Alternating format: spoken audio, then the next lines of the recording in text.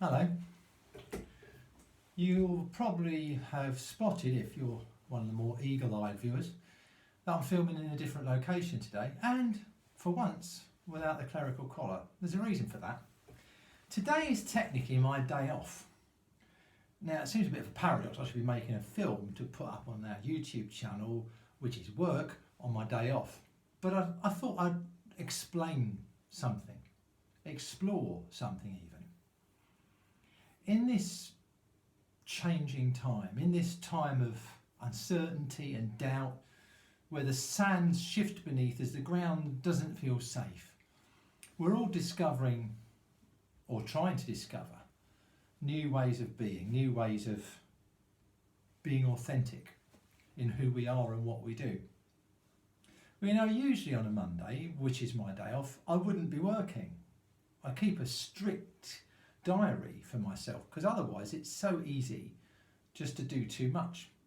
And I suspect that that's probably what's been happening for the last couple of weeks to all my colleagues and me when it comes down to it, when we've been locked up at home, unable to leave the house, unable to do the ministry that we were trained for, because none of our theological colleges trained us in how to be a minister during a pandemic outbreak, when of course we are as vulnerable as anyone else. In fact, some of us, like me, are more vulnerable.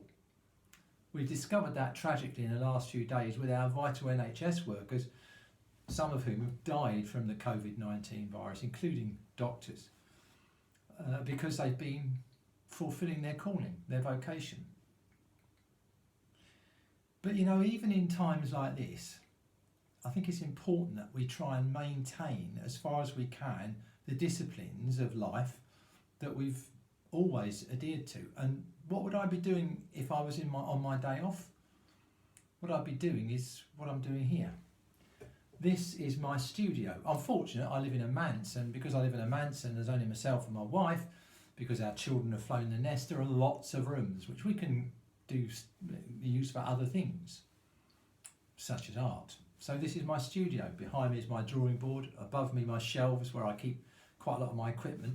My camera is actually sitting on top of the plan chest in which I'd store all my paints, paper, leather for leather work, gilding equipment, you name it, it's there.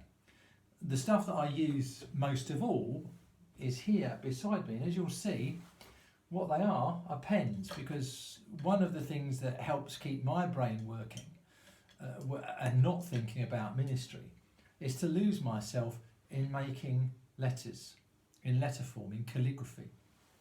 It's something I've done since I was 15. As the years have advanced, I hope I've got better at it. I certainly wasn't much cop when I was 15, but I loved making letter forms, and it's something that stuck with me my entire life. In fact, I volunteer at the Lettering Arts Centre at Snape Maltings one day for every 6 weeks, because I love the making and the cutting of letters and the beauty of calligraphy. It's just something I've always been in love with. So it's something I indulge myself in to a massive extent, as you can see. Now, every calligrapher progresses. The first calligraphy pens I ever used, I still have them, although they're downstairs. The first calligraphy pens I ever used were Osmeroid calligraphy pens, you know, like fountain pens. Remember Osmeroid? With the broad cut nibs. Initially, I used right-handed person's pens, but being left-handed, that was quite difficult. And then I discovered oblique cut pens. Eventually, with the encouragement of a good friend of mine who's a major force in the world of calligraphy, at least I think she is. She might argue with that, but she's still one of the country's best calligraphers, if not the world's. But with her encouragement, I moved on to using these. These are made by these pens, that's the pen bit and that's the pen holder. These are made by William Mitchell, the company William Mitchell, and they're ubiquitous in calligraphy. They're metal pens, they're lovely.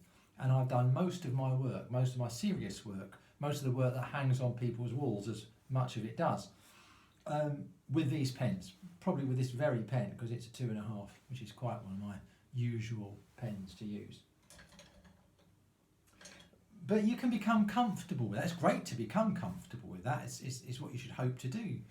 But I've been encouraged to move on a bit. And just recently, my friend has been encouraging me to try and develop my skills, which are minimal, in an old form of pen, the quill.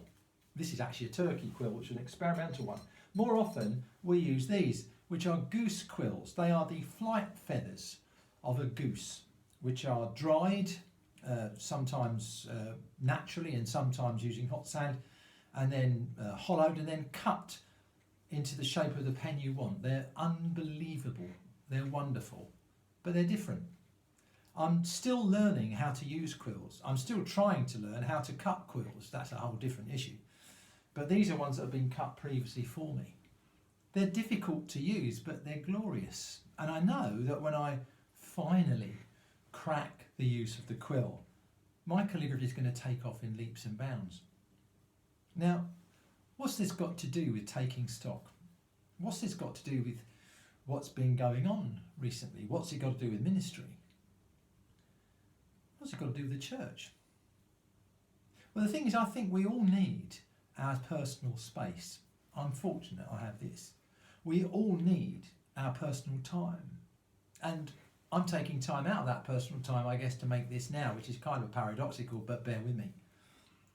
But we all need that space and that time in order to try and learn that we might progress. No new thing that we ever do is easy. No new thing. Everything that seems new seems daunting. And everything that daunts us prevents us from growing. I remember a story that someone told me once about a little lad who'd grown up in a landlocked country, or say grown up, he'd been born and brought up insofar as he was brought up at that point, in a landlocked country. And then he came to England. He'd never seen the sea, other than from the aeroplane that brought him to England, I should imagine. And he certainly never had the opportunity to learn how to swim. So when the school did its first swimming lessons, the school were a bit anxious about Nathan, this lad. But they needn't have been. When they got into the swimming pool, there was Nathan in his new swimming trunks. And before the teachers could stop him, instead of staying at the shallow end with the rest of his class, year 5 or year 6 children, Nathan ran to the very far end, to the deep end.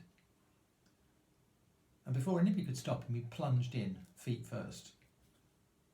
He came up spluttering, with the teachers racing up the side of the pool, I guess, trying to save him. By the time they got to the end of the pool, the deep end of the pool, he'd managed to splutter and cough and splash his way to the side and climb up the ladder. And they said to him, "Nathan, we didn't know you could swim."